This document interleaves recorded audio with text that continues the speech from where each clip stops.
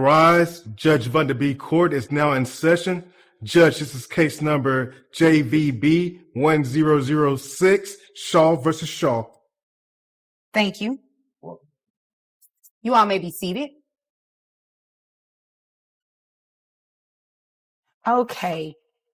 Amelia Shaw, you brought this case before the court. What's going on? So our daughter has been living with me for 2 years. We're separated, and she's currently not paying any child support. And I thought maybe she would grow up, but I guess it's time to force her hand. So, okay. Any reason why you're not paying child support? She makes a lot more money than I do. Okay. Is that your only reason? Mm-hmm. You know it doesn't really work like that, right? Well, I spend a lot of time, I'm trying to build my career. I'm a hairstylist. Okay. So congratulations. Thank you. You're welcome. So I travel a lot. I don't have a lot of extra money. when she says she travels a lot, she's at music festivals like every other weekend. Okay, folks, strap in. This case is something else. We've got a parent who's prioritizing music festivals over child support. And by parent, I mean someone happily spending $22,000 a month on partying while somehow forgetting about their financial duties. But wait till you hear the reason. It's a real twist. We're diving into Shaw versus Shaw, where one parent is pleading for help and the other is pulling mental stunts to dodge responsibility. Trust me, the explanations you're about to hear, absolutely wild. The weekend is a bit excessive. It's networking. I'm trying to do hair for bands. Let me ask you a question. How much are these trips costing you every other weekend? Probably close to $1,000. Close to $1,000, and you're going twice a month? Yeah, sometimes. You're spending $2,000 a month to go to music festivals when you could be paying child support. So that means you can afford to pay child support, right? Well, yeah. That means that, right? I mean, yeah, probably. So what's the reason that you're not paying? Because it can't be that she makes more money when you obviously have the finances to do it.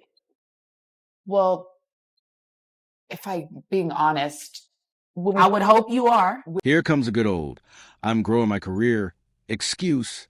Sure, connections matter, but if your networking expenses match someone's rent or mortgage, it might be time to reassess. And let's be honest, how much are you really styling in between festival DJ sets? Come on now. Time to get your priorities in order. We talked about having a kid. She was sort of more enthusiastic about it than I was. I'm the biological mother. I'm trying to figure out biologically related. But I'm trying to figure out what does that have to do with anything? Well, it's kind of more on her. If you think, are you kidding me? Well,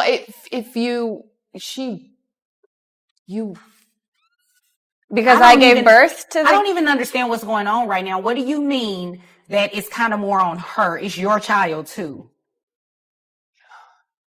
She wanted it more, but you wanted it too, right? Yeah, you were on board with this. I was. So you're going to still be on board with paying child support then? Because it's still your child. You don't get to pick and choose when you want to be a parent. It doesn't work like that. If you can spend $2,000 a month to go to music festivals. Did you catch that line? They wanted the kid more than I did. That's not how raising a child works. This isn't some group assignment where you can slack off because the other person stepped up. Here's the truth. If you were on board then, you're still responsible now. Especially when it comes to supporting your kid. Parenting isn't optional. Can definitely pay her child support. And if you're out of town every other weekend, how are you seeing that child as much as you proclaim? That doesn't make sense. I FaceTime. She's drunk when she FaceTimes. Half the time I can't hand the phone over.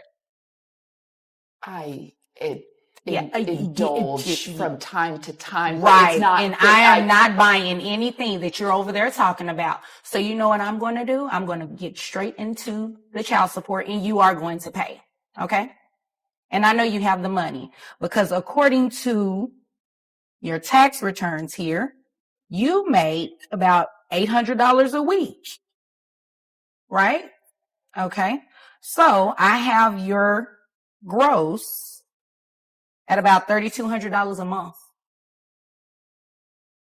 So you can afford to pay child support because you're spending $2,000 of that to go out of town. And that's based on what you said. That's not based on any calculation yet. Okay. All right. How many children? Just one. Just one child. Okay. So I have your net at $2,474.58. Who pays health insurance? We have Medicaid. Medicaid? Okay.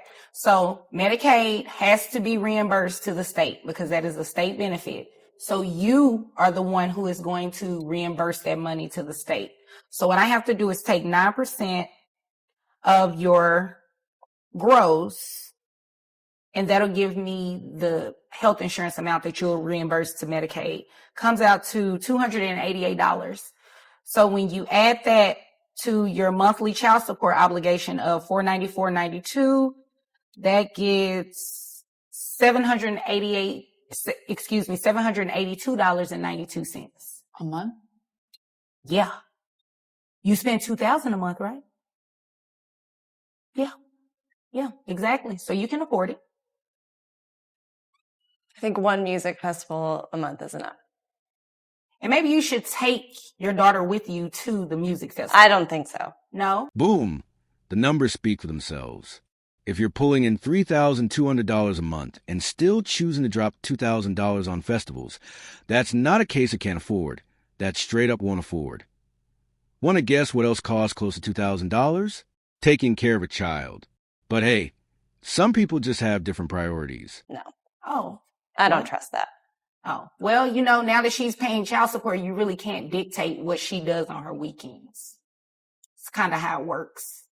Mm-hmm.